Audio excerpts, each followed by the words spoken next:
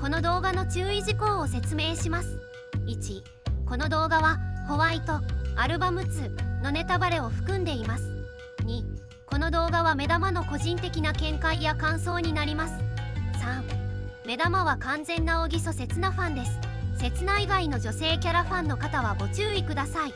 4、一部不適切な感想などもありますのでご注意ください。5、目玉は完全な小木曽刹那ファンです。刹那以外の女性キャラファンの方はご注意ください。ホワイトアルバム2幸せの向こう側を絶賛プレイ中さん、風岡マリエンド。も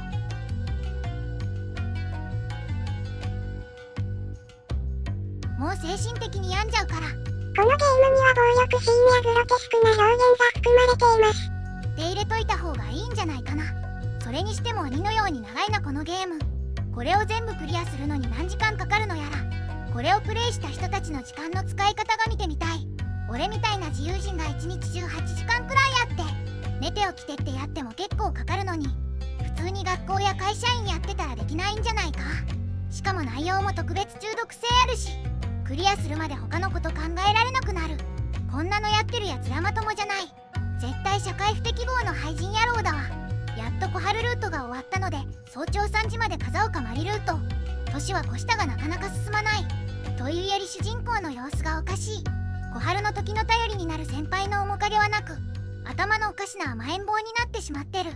すぐに泣くしあえぐしドタバタするし、もう呆れるを通り越して笑えてくる。情緒不安定すぎるだろう。マリさんを落とすのは年下甘えん坊かまってちゃんが一番いいらしい。つうか実際の社会人女性はこんな情緒不安定サイコパス赤ちゃんと付き合わないからな。マリさんはさすがに大人の女性、なおかつバリバリ仕事のこなせるキャリアウーマンなので、そう簡単に主人公の前で出れない。しかし見えないところで少女のごとく身をよじらせて出れまくっている。そのギャップと頼りがいのある男勝りの性格が魅力だろうか。他のクソガキどもと違って大人の女性のためストレスもたまり性欲旺盛。さらにカズレーザーみたいな友人からピルをもらって腰が砕けるほど主人公とやりまくる。5連発もやってるので本当に凄まじい。学生連れ込んで何やってんだよ。あと大学生が他の記者よりも能力高くて記事書くの任せられるとか。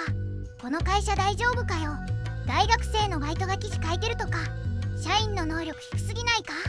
サイコパスで性格クソな生意気大学生にこの厳しい業界人たちが優しくしてくれるというのも無理がある。ノーマルルート同様に4人、主人公刹那よ、竹谷で雪山ロッジにスキーへ行き、またですか。分かってますよ、行くんですよね。刹那と同じ部屋にいても行ってしまうんですよね。ロッジにこだまする刹那の泣き声に分かっていながらもがっかり。小春ルートほどシビアな展開はないが、やっぱり刹那に悲劇が続く。ホワイトアルバム2幸せの向こう側を絶賛プレイ中4、泉千秋エンド。本作のサブヒロインで最も嫌いなキャラ、小春やマリさんとは異なり最初から大嫌い。大学編が始まった直後に出てくるが、まずグラフィックが圧倒的に可愛くない。そしてキャラクターも性格も最悪。現実にもよくいる。男友達の中に女一人でも気になりません。全然男とか興味ないです。的な感じで現れて結局は気に入った男を食いつぶすクソ女である。謎が多いサブヒロインといった感じで現れたが、どうにも好きになれず、普通の女性キャラ以上に面倒でやる気にもなれなかった。しかもそもそもが謎の女性なので真実を知るためのルートもあり、一緒にやんなきゃいけない。本編を普通に回すだけでも時間かかるのに、嘘つくサブヒロインの謎を解き明かすために2周もしなきゃいけない。嘘つくサブヒロインの謎を解き明かすために2周もしなきゃいけない。嘘つくサブヒロインの謎を解き明かすために2周もしなきゃいけない。興味のない謎解くほど地獄なことはないぜ、パタソン君。結局高校時代から主人公に片思いしていた演劇部の女生徒ってオチだったんだけど、学園一の美少女、孤高の美人ピアニスト、可愛くて守ってあげたくなる後輩、頼りになる女上司に比べれば昔片思いだった巨乳の演劇部員って肩書きは一番リアルっぽい感じがしなくもない。自信家で強気なところが一層イライラさせ、どことなく余裕な立ち振る舞いは可愛げをみじんも感じさせない。あまりにも嫌いなのでキーホルダーを買ってフリマアプリで送料込み300円で売り飛ばしたいと思った。ラブライブのりんみたいにニャーニャー言い出すのもムカつく。本当に悪口しか出ないなこいつ。全く魅力を感じないが、なぜか主人公は気に入る。こんな破滅型の女に恋するなんてさすが主人公と言わざるを得ない。ただ全ヒロインの中では一番クズ主人公にぴったりではある。意味不明同士で付き合って他の人間を不幸にしないでほしいわ。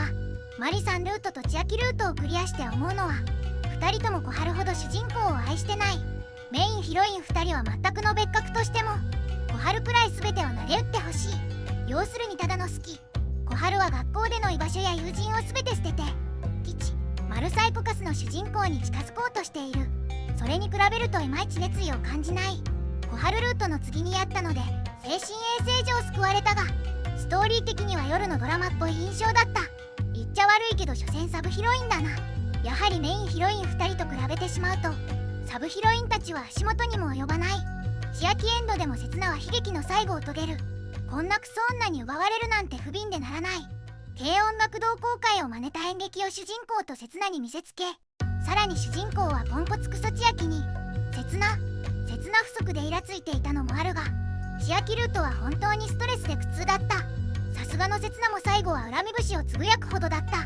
地獄のようなサブヒロインたちのルートを越え、ようやくホワイトアルバム2幸せの向こう側を絶賛プレイ中後、小木曽刹那ルート